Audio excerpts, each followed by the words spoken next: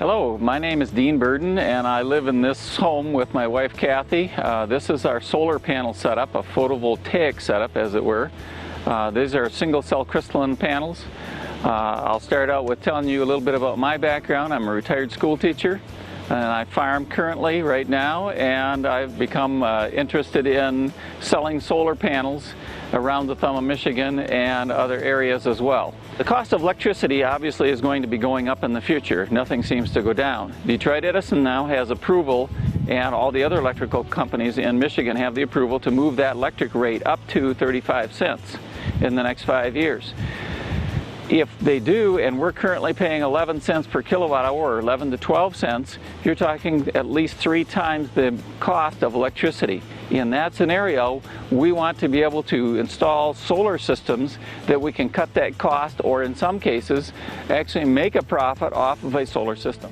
Hi, I'm Joe Narker, CPA here in Sandusky, Michigan. I work for Brining and Narker, and we have a lot of clients and contacts that are getting involved in the solar energy systems here in Sanilac County and the surrounding areas.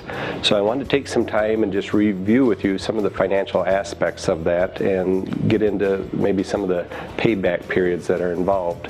And so what I have here in front of me is just a typical example of a business tax compared to the residential tax situation.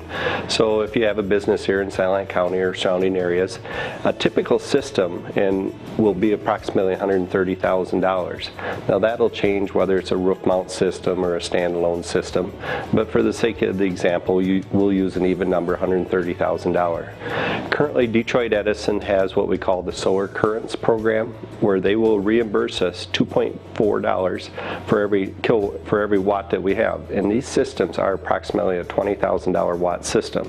So therefore, we'll receive a $48,000 refund, and I've had several clients already receive that. That income is taxable to you, being a commercial business. Therefore, we have to pay income tax on it. And for the sake of the example, I used a 15 or 25% brackets. I averaged it for a 20% average. So when we receive $48,000, we're going to have to pay back $9,600 of it to Uncle Sam. Now this year, we're also getting the U.S.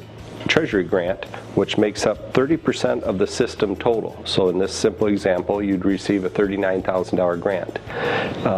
That is supposed to expire at the end of December, so currently we're waiting for Congress to decide whether that will expand into 2011.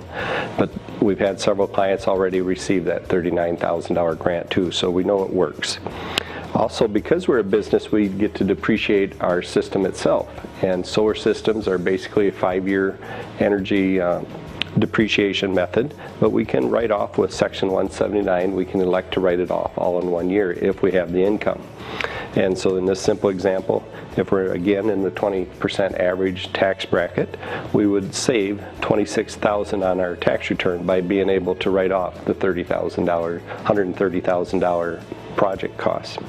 So therefore, after all these credits and grants received, the subtotal system would be approximately $26,600. It would still cost you out of pocket. So therefore, we need some sort of payback. And how do we get that? We get that through being able to use the energy ourselves in our pole barn, our commercial facility, whatever we might have. And then we also get 11 cents a kilowatt for the use from Detroit Edison will pay us at the end of the year. And so typically that'll be a $6,000 to $7,000 a year payback, or energy use. And so with a $26,000 project cost and approximately $6,000 to $7,000 benefit, it would take roughly 4 to 5 years to pay back this system. Now what we're looking into are the REAP grants. Those are administered through the U.S. Department of Agriculture. They're called Rural Energy for America, is what REAP stands for. And it's geared towards small business, rural small business, or agricultural producers, such as farmers. And basically it's a competitive grant. You have to apply for it. But the key is it's a tax-free grant if you're able to collect it.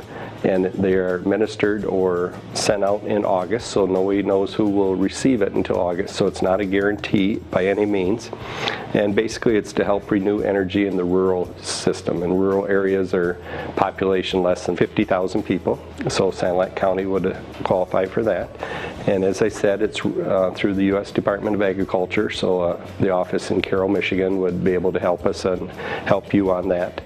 And so in our example, the grant itself is equal to 25% of the project cost of $130,000 again, and so that'd be a $32,500 money that would come in August if you did win the grant. And the key is it has to be approved before you start construction. So the application grant itself has to be approved before you start construction, which would therefore make you eligible for the grant. And if you were fortunate enough to receive that grant, then the actual, you can see here, the net cost of the system would actually be a refund. You'd have about a $5,900 refund. And so it's very well worth looking into, and we encourage you to explore it further. Thank you very much. This is a new installation, and this installation so far has produced 522 kilowatts of power. And you can actually see it's partly sunny today, it's not fully sunny, and you can see that meter. And this is a good turning. Usually you just grit your teeth when the meter's turning like this because it's not making you money. In this case, it is actually making this man money as it's turning around. You can see it's turning very fast. So now it's producing that much power during the period of time. It has not been hooked up for even a week. It started out on Monday and today is Saturday. It's not even, and it's already produced 520, it'll be coming up 23 kilowatt hours during that period of time. So you have 2 meters in an installation. Now notice it slows down because there's a really big cloud overhead right now. But when that cloud goes away, it just buzzes right back up again. So it actually records the amount of electricity that's being produced in the solar array out there, that 19.8 kilowatt system.